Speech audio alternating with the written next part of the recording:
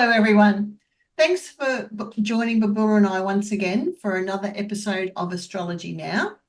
If you enjoy this episode, please remember to like it and subscribe to receive notices of our upcoming episodes, which are updated every new and full moon. Now, this lunar cycle could be a rocky ride for us, so buckle up as Babula and I continue to follow the star trails or crumbs, or maybe that's us, I don't know, into the age of Aquarius, beginning with the full moon in Aquarius. And we've just been saying before we started recording, what a big, big full moon, and with all the aspects and transits that are going on. Yeah. So, Babula, break it down for us if you can in little bits. I will try to break it down and make it a bit digestible because it is a cracker. And, we go through different periods, certainly since early 2020. It's been a pretty wild old time. And there's always, some points during a long process that we're all in where things really, what is even the word? Like, so many things all come together at once. This is one of those periods. It's a biggie. And it's hard to know where to start, but I will start with the period from right now when we're recording this, which is some days before the full moon, through to the full moon.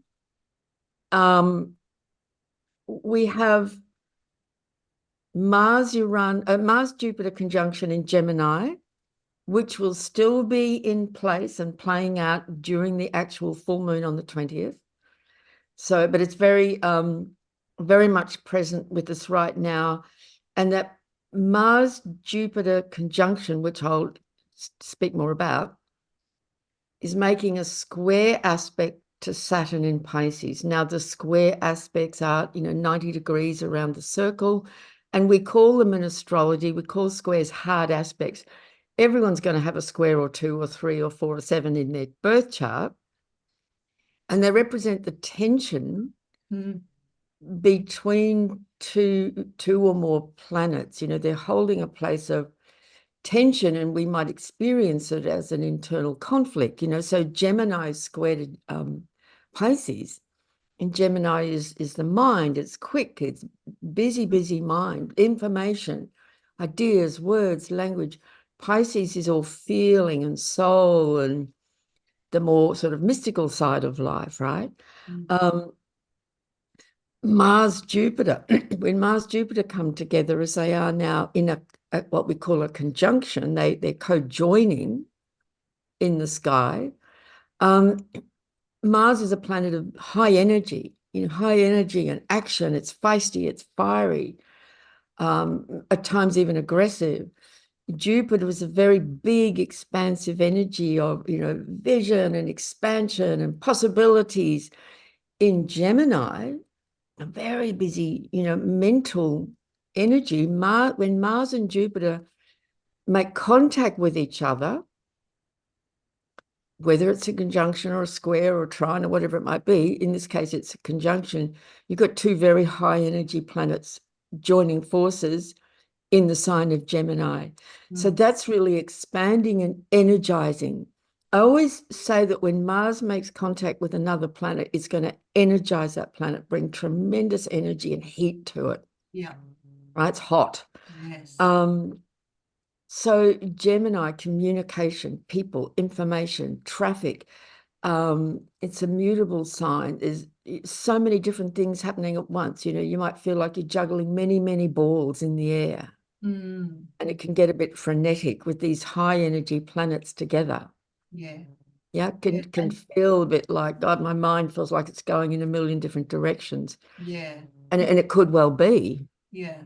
I'm going to say, particularly when it's in conflict with Saturn. Exactly. It's just like pulled in different directions. Yeah. And it can be information overload and messages and information coming at you from all different directions. Now, it can also be exciting if you love that energy, if you're got quite a bit of Gemini energy, you might just feel really alive and full of energy and action, go, wow, I feel great. For some people, it just might be like feeling like the head's about to explode. Mine's felt And like that recently. yeah, yeah.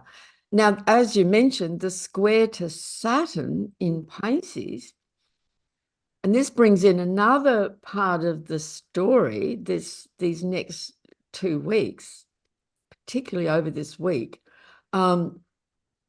The square to Saturn is a steadying influence. I always think Jupiter's like the big yes to life, like, yes, let's go. I can do this. I can do that. I can see all these possibilities. And Saturn's over here saying, really? Are you really sure about that? Yeah, is that practical? Can you Is, really make that happen? yes, is that real? Is that realistic? Are you being your usual utopian self? That's right. That's right. So he's, the voice of caution, or if we don't heed the voice of caution, it can be the consequences of extending ourselves way too far, Exactly. which will be inclined to do with the Jupiter-Mars conjunction in Gemini. Well, I can say from personal experience in my own chart that Jupiter, it does make me want to plunge into things in a big way, and it's all rosy, you've got the rosy colored glasses, and yeah, I could do it. And you sort of fall in love with the potential of things. You can see it, the seed, and then it grows in your own mind because Jupiter is such a visionary planet as well. Yeah. But then good old Saturn comes along and says, smack, smack, smack. And I think I've said this in a previous episode before. It reminds me of the movie called Moonstruck, where Cher smacks Nicolas Cage in the face and says, snap out of it. I thought that is so apt. So I apt. know, it was a brilliant moment. It was like, pull yourself together. Yeah. That's right. Yeah. I know, that's absolutely great. Yeah. And yes, Jupiter's so enthusiastic. Yeah. So enthusiastic because it's all expansive, and Mars is there going, yeah, go, go, go, Jupiter, go, right? But that Saturn square is, well, then this is what's happened. This is what will happen if you go too far or take on too much. Yeah. Or say yes to too many projects or appointments or, activities. It's just Saturn's always the reminder that there are limits. Absolutely. And Jupiter's such a risk taker. Absolutely. And doesn't want to hear Saturn's voice of, well, there are limits. He says, no, there isn't, says Jupiter. I know. There are no limits. I can jump over that cliff. Exactly. And survive. Superman. Yeah, exactly. When we were kids, we'd jump off. I used to jump off the barbecue in the backyard, and pretend I was Superman. I was about to fly. And then you hit the ground, Yes. which is very Saturn. Absolutely. And that tension between, the expansion of Jupiter and the limitation of Saturn, it generates action of all kinds. That's right. Of all kinds, good and not so good. Yes. So these squares of tension that hold attention actually kind of force a sort of particularly with Saturn, a bit of a reality check. Well, okay, let's expand and do all of these exciting things with the mind and communication and people and so on and ideas. But let's also maybe have a plan. Let's understand that I can't do all of it. This might have to go, that might have to go, so I can do this part of it. So it's not that Saturn's saying you can't go with that expansive energy. Try and be reasonable about it, pace it, understand that there is only so much we can accomplish in a day, in a week, right? Absolutely. And I think Saturn says, you've got these huge goals, Jupiter. So let's just break them down into small chunks so you don't feel overwhelmed by your grandiose vision of new project or new beliefs or new life path or whatever it is that Jupiter gets you to do. And it's I was going to say, and again, speaking from experience, that's exactly what experience. And this is Saturn too. Like they're great. See, Jupiter and Saturn are both hold energy of teaching. We learn a lot through the, and Jupiter teaches through expanding into what's possible. Like Jupiter says, and there's always more. There's more to learn. There's more to experience. There's more life to live. And Saturn says, yes, And his way of teaching is through experience, and sometimes experience includes some hardships and difficulties. Yes. You Yeah. know, so we're learning through these two planets, and we're trying to always work through the balance between those two. It's a real fluctuation, isn't it? When you've got when you're affected by expansion and contraction, we undergo this fluctuating process, I guess you'd say, Yeah, where we may find ourselves swinging from one extreme to another. yeah, You know, I'll try this, I'll reach out to these new possibilities, or no, no, that's not going to happen, you know. yeah, I can't yeah, do it. Yeah. yeah, that's right. And so to the Jupiter energy in us, Saturn can seem like a real wet blanket, Mm, right? And it's like a parent saying, no, no, you can't do that. mm. Um, but they're both important. And just one more thing before we move on, because there's actually so much to cover. We might need a 2-hour session today. I know, I know, I know. But there is one thing I want to say, but go ahead. Okay, so um, this Jupiter Saturn square is significant, and I just want to make a reference to this because some people listening to this will be very familiar with astrology and how it works, and for some people it's new. But um, there was a very important Saturn Jupiter conjunction that occurred in December of 2020, and it started a whole new. It was a very significant one. These conjunctions happen every 20 years, but this one happened at 0 degrees of Aquarius.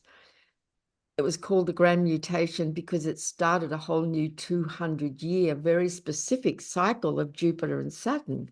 Mm, Now, this square is what we call the first square in this 20-year Jupiter-Saturn cycle. It's like the first quarter moon.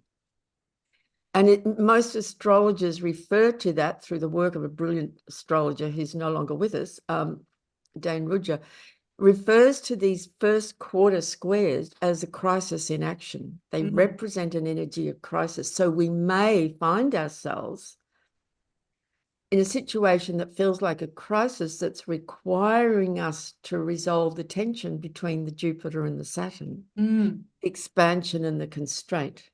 mm, mm. However that's going to look for each individual, and some won't be affected by it, and others will be very strongly. Yeah. Now, just finally on that piece, and where are my notes? Because I wrote it down.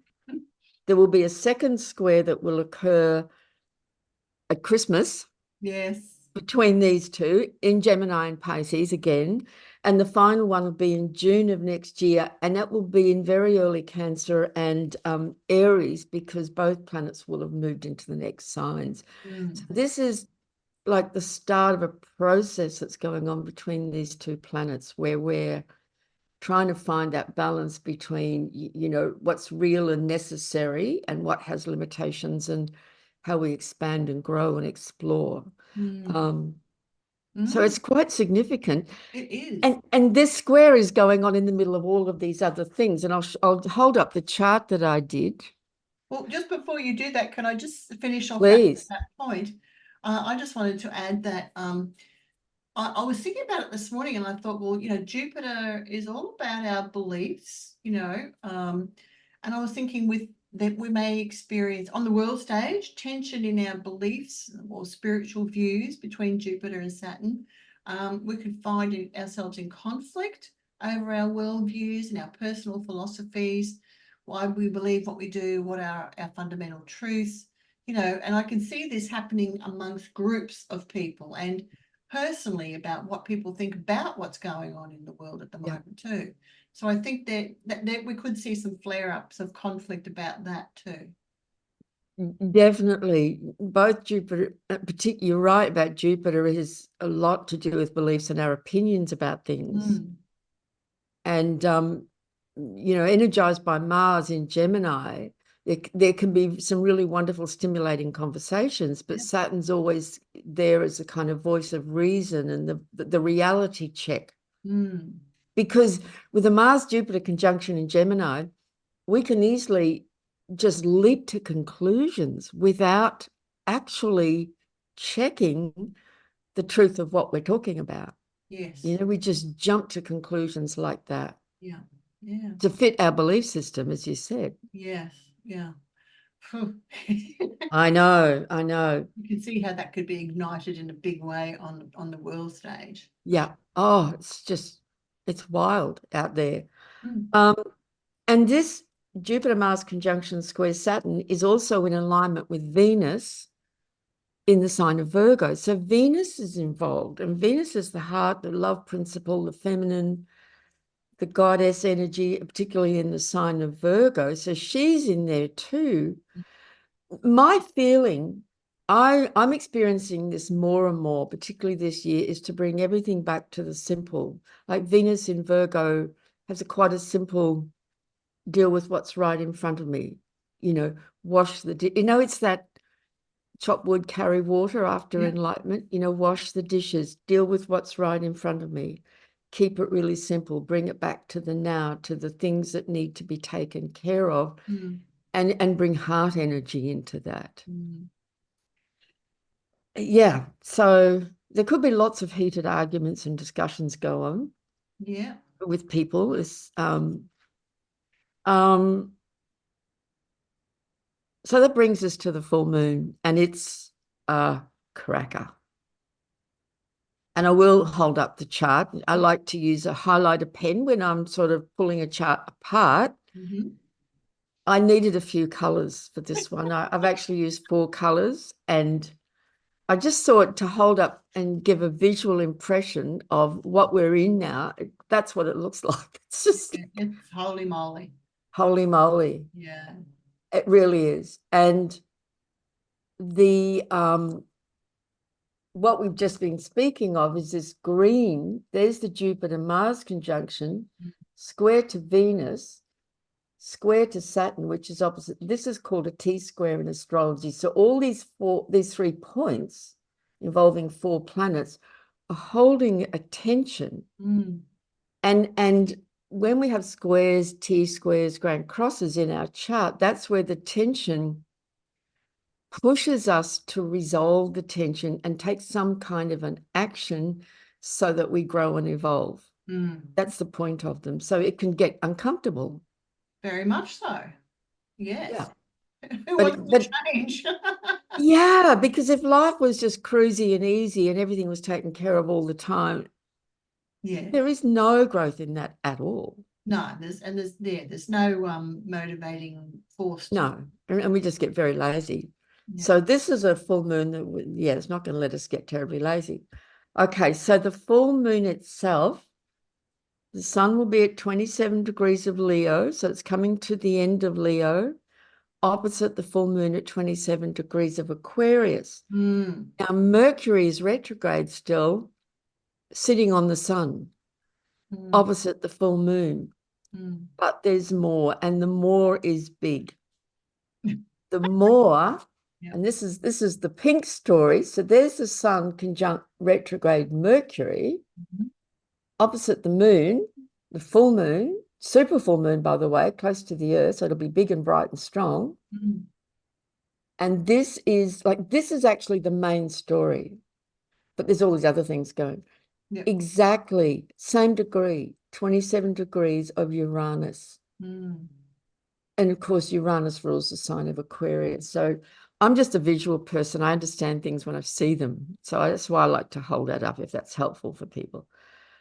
It's a very strong in the fixed signs, powerful signs. When I first looked up that the moon was in Aquarius, I sighed with thanks and felt much lighter until I saw the mix that it was in. And I went, oh, okay, right. There's more to Yeah. the story.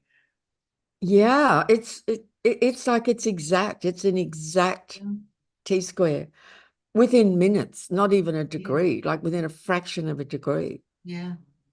Um, that is the kind of configuration that in the outer world will very often manifest as earthquakes, massive explosions, wild storms, volcanic activity, sudden, dramatic, and shocking, because Uranus is an energy that operates through shock. Mm. Mm. Um, shock waves through political systems, economic systems, because Uranus is in Taurus, like anything can happen. Yes, yeah. And It's almost hard to predict, isn't it? You just can't. absolutely. Yeah. Mm, Absolutely. So whenever there's activations of slow moving Uranus by the faster moving planets, and this is a super full moon mm. with Mercury retrograde, I mean, what do you even say about that? You know, it's so this is sort of the full moon of the year, you could say. Yeah. It's really that significant. And we'll all experience it differently. So for those watching who have a planet or an ascendant or a node or something around those last degrees of any of the four fixed signs, which are Taurus, Leo, Scorpio, and Aquarius, so around 26, 27, 28, you're going to be experiencing that directly. And that doesn't mean it's going to be bad or terrible. Yeah. It's just that things will be happening. And remember, Uranus is the great awakener. Yeah. And Uranus operates through our chakra system, our light energy, our nervous system, Kundalini energy. It could be a sudden experience of awakening or breaking through and breaking out of a particular kind of mindset, or you could be in a situation, like it could be a relationship, a marriage, a job, or something that you just suddenly just go, that's it, I'm done. I'm done. It might be something like that. There can be all sorts of ways that this could be expressed, Mm, and experienced. mm. Yes. I'm just cogitating on everything you've just said, like percolating it. Yeah. You know, because it's a lot, I was just watching you before, like stumbling to find the words, because it's a Mhm. mouthful, and that's that Jupiter and Mars in Gemini. Like Yes, I can't even articulate it. Yeah. that's right. Yeah. What I did, because this is what we astrologers tend to do, we watch events in the world through the astrological lens. And so I went looking for some key figures on the world stage currently. And I'll just go through them very quickly just to sort of make the point. So, like, what if you're interested in these things, watch this space. Barack Obama, Uranus at 25 degrees Leo, conjunct the North Node at 27, which is exactly where the sun is on the day of the Mm, full moon. And Uranus will be exactly squaring his nodes. mm. Benjamin Netanyahu, Uh-huh. Yeah. Mars 26 of Leo, right on this Mercury sun full moon. Mm, Bill Gates, Jupiter 27 of Leo, conjunct Pluto at 28 of Leo, right? These mm, are direct hits. Elon Musk, Jupiter at 27 of Scorpio on the square point. mm, Um, Kamala Harris, and these are figures that are very much on the world stage mm, currently. Saturn retrograde at 28 of Aquarius, mm. right on the full moon, square Wow. Uranus. Wow. Um, Klaus Schwab, South Node at 27 of Taurus. Prince Andrew, Chiron at 27 of Aquarius. Mm, Charles, Chiron, 28 of Scorpio. Zelensky, Saturn retrograde at 28 of Leo. I mean, it just goes on and on. And these are people in positions of power and authority. They wield great power and authority. Washington, D.C., Jupiter at 25 of Leo.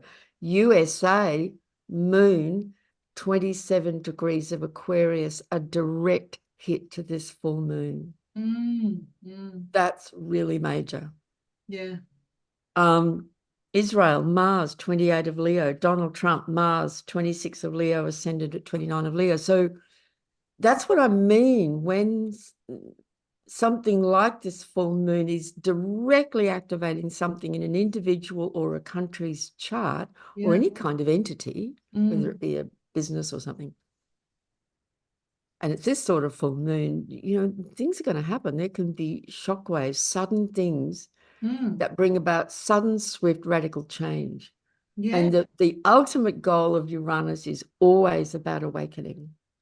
Yeah. And there's a lot of Leo in there too. So we're talking about sovereignty too, aren't we? Yes, exactly. Yeah. Exactly. Mm, Aquarius, of course, is the people. yeah. And Uranus is in Taurus on this full moon. So Taurus is money and worldly power and farming and food production. Ability. Yeah. So, I mean, this has been going on for a few years now, of course, but this is the kind of full moon where big things can just suddenly, like seismic events, I mean, we're getting used to living through seismic events. I think it's just Yeah. nonstop. Or assassinations, or people having heart attacks and being taken out, or Exactly. that sort of thing. Especially when I think about Mars and Leo, I think, heart, Yeah, Mm, yeah, exactly. mm. Exactly. So we can go medical with all of this Yeah, as that's right. well. Yeah. So, we've looked at a T square in the mutable signs, with Gemini and Virgo and Pisces. And now we've got a really powerful T square with this full moon, super full moon in the fixed signs.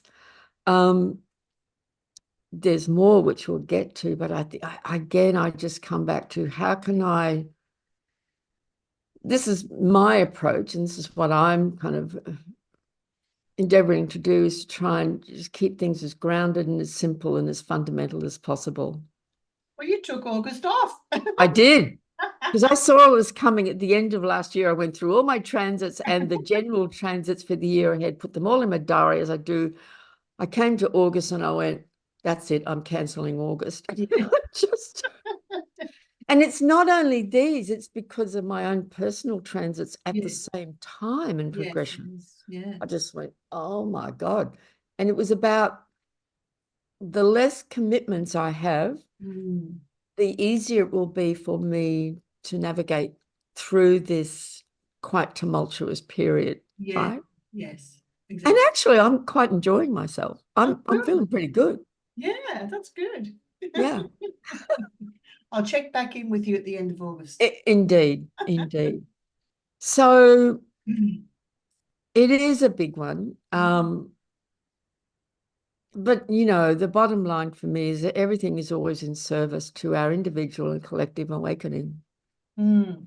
And that's what it's really. There's a whole bunch of asteroids gathered around these two. There's a funny one. Sometimes the asteroids make me laugh. There's a funny one on the Jupiter-Mars conjunction, and it's the asteroid called Monty Python. Oh no. And it is all a bit Monty Python-esque, isn't It it? is actually. This world that we live in Yes, it's just gone currently. weird. It really is. Yeah. Yeah. Um, all right, let's see. Where am I up to? So, and on the 20th, which is the day of the full moon, the Jupiter-Saturn conjunction is exact on Mm. the same day. The Jupiter-Saturn square, beg your pardon. Yeah. Jupiter's at 17 of Gemini, square Saturn at 17 of Pisces. Mm. Um, That sort of pushes us in the direction of our sense of meaning and understanding of life's purpose, doesn't it? absolutely. Yeah. Mm. Absolutely. And I feel that, as Saturn is making his way over these 3 years through Pisces, and we're right in the middle, we are exactly in the middle of that 3-year process right now. Mm. Um, and I'm experiencing this. It's bringing more clarity about what my real priorities are, not only in my outer life, Mm. but in my inner life as well. Yeah. What are my priorities, and what do I need to be releasing and letting go of, and losing my attachment to this and this and this, and bringing it back to what's essential for me. Yeah, it's sort of like making our idealism very practical, isn't it? Yeah, Making it back down, grounding it, and yeah. just letting the rest go. Yeah. That's letting the rest go. Yeah. That's right. Like That's right. dross, really. Yeah. Yeah. Mm. I always, as challenging and as difficult as Saturn can often be, I've experienced over the years that one of the gifts that he brings is clarity. And the clarity usually doesn't come until we've gone through the challenge that he's bringing. We get clear. And that to me is a great, great gift. Yep, it is. Yeah. Yeah. Mm. So, so then we can go through what follows on from the full moon. The other thing about that full moon energy, I think I mentioned that, is, seismic activity is highly likely. Plus, it's a super full moon when that just means that the moon is closer to the Earth, and so it's brighter, it's bigger. And we have a few of those every year.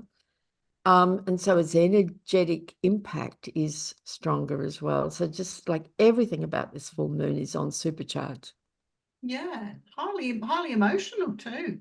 Yeah. Emotion. Yeah. Yeah. I mean, and some individuals will find that energy difficult to handle or contain and could, for want of a better term, like lose the plot. Yes. Yeah. So that's just something to be aware of as well. August the 23rd then, so a couple of days later in the wee hours of the morning, the sun leaves Leo. And so some of that big energy will be released and sort of calm down somewhat, because Virgo is a much quieter energy. Yeah. Yeah. And it's earth and it's practical and it's logical too. It's logical. It's not passionate and emotional like Leo is. No, it's attention to detail. It likes to get things right. That's right. Perfectionist, Yeah. that sort of. Yeah. And so the sun will move into Virgo and we'll go through the 4-week period when all the Virgos will be having their birthdays and so on. And spiritually, Leo is about the sun and our sovereignty and the inner king and queen in us and the lion heart and courage and all those wonderful, beautiful things. Yeah.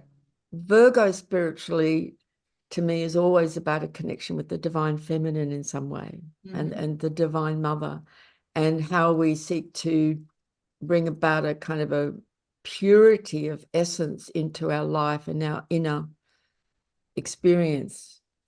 Yes. I always find when Virgo's around, I start to purify myself more. I don't want to eat that, or not that I eat a lot of junk food or anything like that, but any that I do pick at, I just stop eating it. It's it's like the attraction of doing that just disappears because that Virgo started that purifying influence, and I find I want to drink carrot juices and those sorts of things, as well. Yeah. That's right. That it's a natural instinct. It's a natural response to Virgo, isn't it? It is, yeah. Yeah. And of course, for us, we're not quite there, but we're moving into spring. And so spring comes and that reinforces that Virgo feeling for us, I think. It We does. want to clean up our diet and take better care of our health. That's right. It's a perfect time to be doing all of that and doing the spring cleaning, Yes. Yeah. Clean the windows that we've been ignoring for however long. Because you just feel like you just go, oh, I need to do that. You just suddenly feel like the energy's there, the inspiration, the impulse to do it is there. Yeah, particularly after winter where we've been huddled away. Yeah. That's right. And then on the same day as the sun goes into Virgo, Venus, still making her way through Virgo, makes a square to Mars at 22 degrees of Gemini. Now that Venus-Mars square is certainly in place through the whole full moon period. It's just that it makes the exact alignment on the 23rd. When Venus and Mars are in a square to each other, that can externally manifest as tension between the masculine and feminine, as in tension between men and women. Absolutely. They talk about the battle of the sexes, the war of the sexes. Yeah. Venus is love, our values, what we enjoy, what gives us pleasure, our expression of love from the heart. And Mars is all action. Mars in Gemini is the action and the high energy of the mind. The mind's very stimulated. No, I guess it's a way of bringing those two together within ourselves and how we communicate that, that we change the way we communicate. That's right. And we'll get it a bit bit more balance. I don't know, something like that. Yeah, that's right. And the square is like, well, I don't understand you and I don't understand you. Well, how can we find some kind of mutual understanding? Yes, yes. Yeah. Yeah. And that's about the masculine and feminine within us as well. Yeah. It's not Again, just it's the we versus me situation. that's it. That's right. Yeah. Yeah. Then we come to the end of the month, August the 29th, Mercury will turn direct. Now, normally, when Mercury's retrograde, its impact is, in my experience, very, very felt. We know when Mercury's retrograde, it's very, but I just feel with this full moon energy around and all these alignments in that week leading up to the full moon, it's almost like Mercury's not getting a look in. It's like, who's even noticing Mercury retrograde? There's so much else happening. I got blown away in the wind of Mercury itself. Yeah. It's almost like he's taken a back. I mean, it's there in the mix, but and it's absolutely on this full moon. But yeah, I find that very interesting. So Mercury will turn direct at 21 degrees. So we turned retrograde around 4 of Virgo. Yeah. Move back into Leo, gets to 21, stops, and will then begin to move forward again, go through the rest of Leo and back into Virgo. And on that same day, Venus will be on the 29th. Venus will be at the very last degree of Virgo opposite Neptune. So the 29th and the day or two or three around the 29th, could be quite a sensitive sort of day, but we're past that high voltage energy of the full moon period. It's a different energy. Yeah. It feels a little bit, it's, what comes to me as I say that, it's almost like take a day or two to recover. Yeah. Right? To just kind of chill, to rest, to recover, to process perhaps what's taken place in that week or two prior. To just digest it all. I was just wanting to go back to that Mercury in Leo. I was thinking the words that came to me was using mind and tongue to persuade people with your charisma, because Leo is very charismatic, isn't it? Very. Very magnetic and dramatic, and so I just thought, that really suits that whole situation. Yes. And Mercury in Leo can be quite loud. Even the voice can be loud. It has a presence and it wants to be heard. Yeah. But I think that you hear the announcers on radio who have this lovely smooth voice, and the words just flow out, and you go, oh, I could just listen to that all day. They've just got such a nice way of saying things. And I'm thinking that's Mercury and Leo. And it's very charismatic, and you want to get more, so it draws you in, Yeah. That's right. Very persuasive. That's right. Yes, you pay attention. It gets your attention. Yeah. And also on the 29th, so Venus is at 29 of Virgo opposite Neptune, and then on the same day, later that day, she will move into Libra. Oh, home at last. Venus. So Venus, so this is the very end of the month, she comes out of Virgo, where she's more like people with Venus and Virgo in their chart. There's a quietness, there's a sensitivity, there's a refinement, and they're very particular and precise about things. Like even their sense of what is beautiful is very particular, very precise. And their clothes will again be particular and not flashy at all. When Venus goes into Libra, Libra's not, I wouldn't use the word flashy, that's more Leo. Yeah. Now we're in an air sign of relationships, and Venus rules the sign of Libra. So Venus will come into, shows rulership of two signs, Libra and Taurus.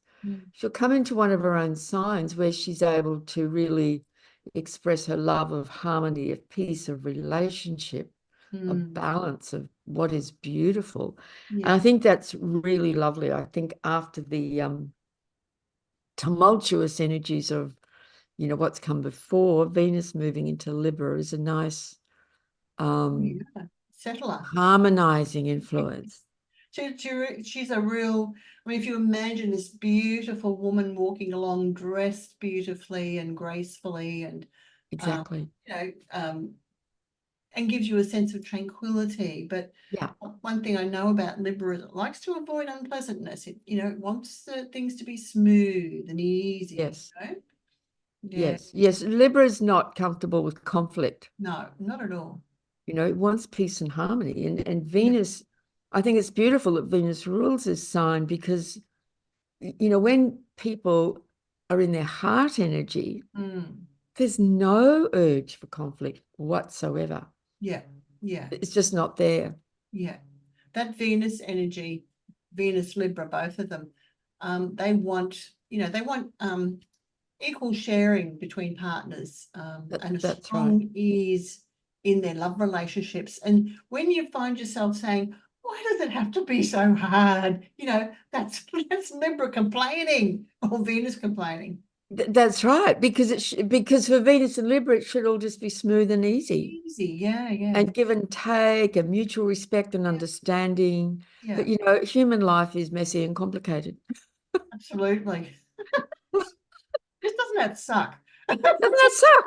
I know. So we do the best we can, and Yeah. we do. That's what we do. So yeah, she'll move into Libra late evening, almost just before midnight. So we'll wake up the next day on the 30th, and Venus will be in the sign of Libra.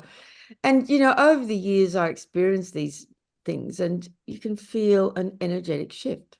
You just feel, Yeah. something's changed. Mm. Then we come into September. On September the 2nd, Uranus, who's such an important planet through these times of upheaval and tumultuous change and endless shockwaves, as he comes through the end of Taurus, turns retrograde. Mm. So Saturn, Neptune, and Pluto are already in retrograde motion. Uranus will join them. So he's at 27 degrees. So on the full moon, back on the 20th of August, Uranus is at 27 degrees. So that's another thing to say about that full moon. Mm. Not only is he exactly square the full moon and the sun and the Mercury retrograde, he's also has slowed right down and he's just sitting on that 27 degrees. And he doesn't move off it. Yeah. So he doesn't get past 27 degrees of Taurus in 2024 because on the 2nd of September, he's stationary and he'll slowly begin to move back a few degrees and he won't turn direct again until next year. And next year he's going to dip his toes into Gemini. So that's like next year is big again. So that's significant. This will be his last retrograde journey in Taurus, over a sort of 6 or 7 year period. Yeah. Did you say in there that Pluto goes retrograde in Capricorn on the 2nd of September? I didn't say that, but you're absolutely correct. I was just I'm about to say that. I'm reading my own notes. Yes, so Uranus turns retrograde in late Taurus. Yeah. Pluto already retrograde. So Pluto got to 2 degrees of Aquarius. Yeah. A few months ago turned retrograde. It's moved back through 1 degree and 0 degree. As we speak, it's at 0. Yeah. But on the same day that Uranus turns retrograde, Pluto, still retrograde, is going to slip back into Capricorn. So that's a lot of big, powerful energy. Yeah. So we see a bit of return of the rules and controls, power structures, that sort of thing. That's right. The final, what's the word? The final push. Yeah. To bring in Yeah. what they like to call the New World Order. And it's going to be intense. And it will be in this last half a degree. It only gets to the last 29.5 degrees of Capricorn for about 2 months. In fact, it turns on the 20th of November, Pluto, now direct, will go back into Aquarius. So from early September to the 20th of November, it's about 2.5 months. Yeah. Pluto will make his final peace in Capricorn and he won't return to Capricorn for well over 200 years. So, and then when he moves into Aquarius, he's going to stay there for 20 years. So it's big. I keep saying it's big, but it is. So that first week of September, and then on the 3rd, the next day is the new moon, which will be in Virgo, followed by Mars leaving Leo, Gemini, and going to Cancer. So that first week of September is very strong. Yeah, we'll just drill down a bit on that Pluto retrograde in Capricorn on the 2nd of September. Yeah. It's like to me it's like that, like the rigidity of the power structures. It's going back and sort of trying to breaking things down like that. But then goes into Aquarius, which that breaking down of power structures leads to rebellions, which is with what's going to happen when it goes into Aquarius again. Yes. Yeah. So it's sort of setting the stage, isn't it? Yeah, it's going to be, as your astrologers say this time, it's going to be so interesting. It's a very Aquarian comment, but it is going to be very interesting from a detached observer space to actually see what happens in those 2.5 months when Pluto does his final piece in the sign of Capricorn. Capricorn is many things, but one of the things that it represents is worldly power systems and structures. Yeah.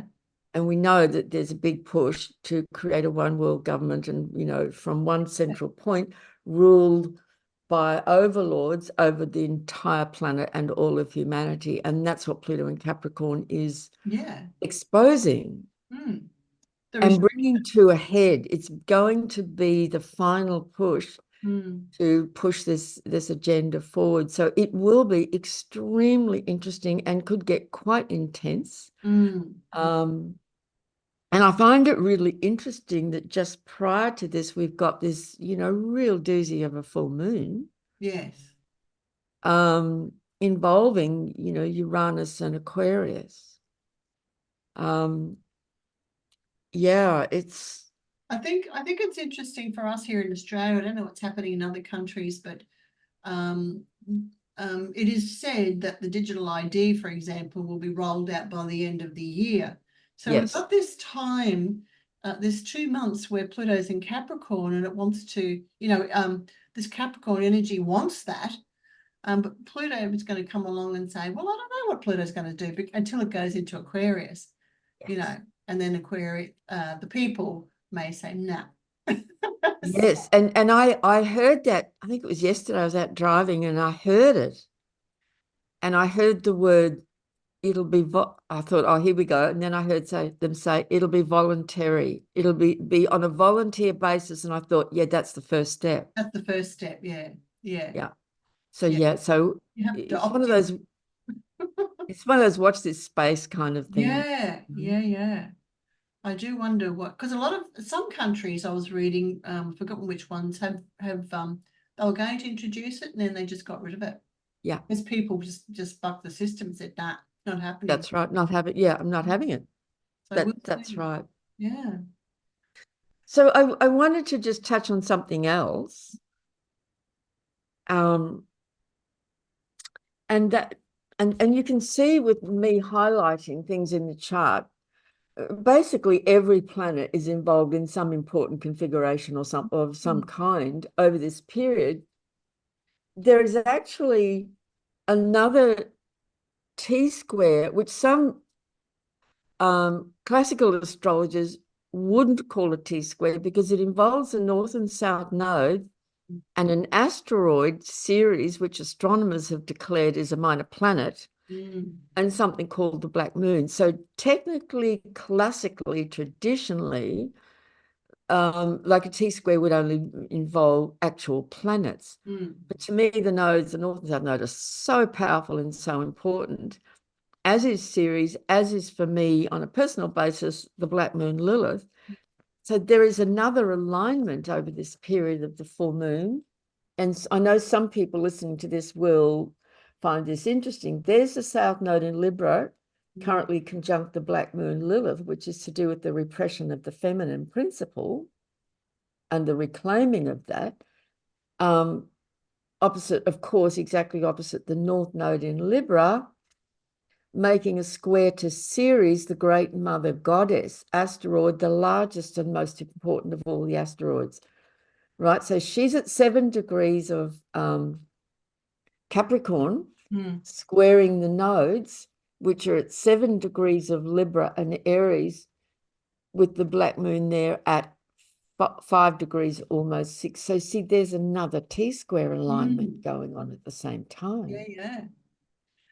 And you've got under Pluto retrograde in Aquarius, you've got, what's that? What's the one you've got there? In handwritten? Yeah.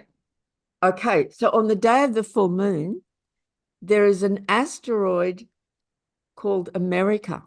Oh, really? Oh my gosh. Right on the Pluto. Oh my gosh. And the full moon is exactly on the United States natal moon. Oh my gosh. And the the Sun and Mercury retrograde at the full moon are exactly on Donald Trump's Mars and all those other people that I read out before, right? So that just it gives us some clues, to see kind of what's going on in those various theatres on the world stage. Yes. As expressions of these planetary movements, right? Yeah. And how we as individuals might individually be experiencing some of these movements of planets and alignments. So when planets make alignments with each other, it's like wheels are turning, cogs of the complex, cosmic wheel, and every now and then they go click, and they click into place and make a boom, and there's an intense energy that clicks in. Wow. Wow. I know, it's a wow. It is a lot. I noticed that a number of Egyptian asteroids are very active. Horus, Giza both on the full moon. R10 is conjunct the sun. Vesta, which is a major asteroid, she's also on the sun during the full moon. Yeah. She's to do with again she represents the keeper of the sacred flame in the temple of the goddess. So she's there as well.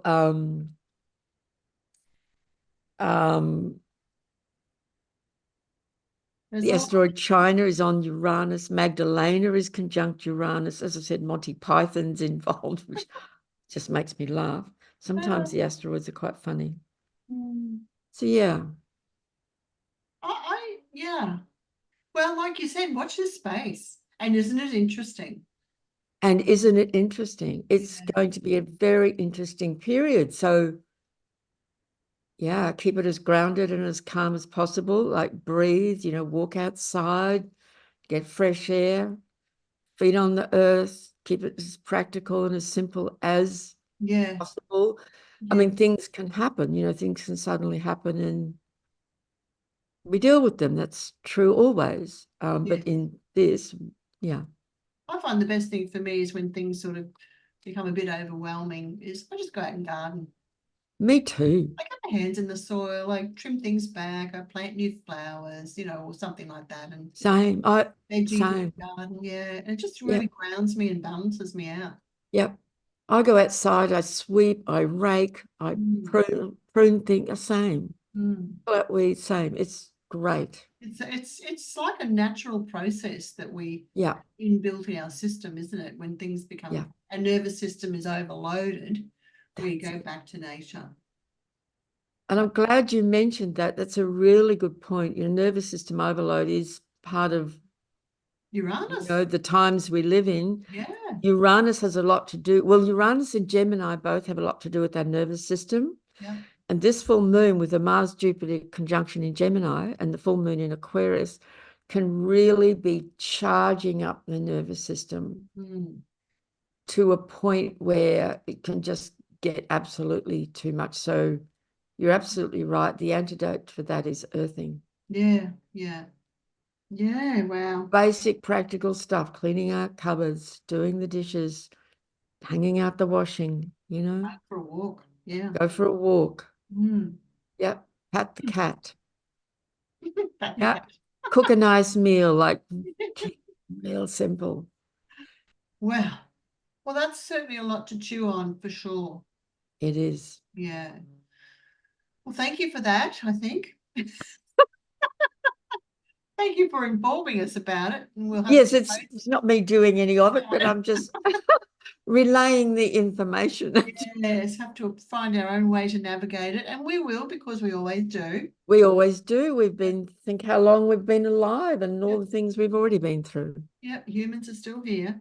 Still So, here. yeah. So thank you, Babula, for that. That's You're welcome. actually, it's amazing time, and I just wouldn't want to be anywhere else. No, No, no. I'm really enjoying being on planet Earth at the moment. Yeah, It's so interesting and curious. My moon in Gemini is yeah, full of curiosity about everything that's going on in the world. Yeah, yeah.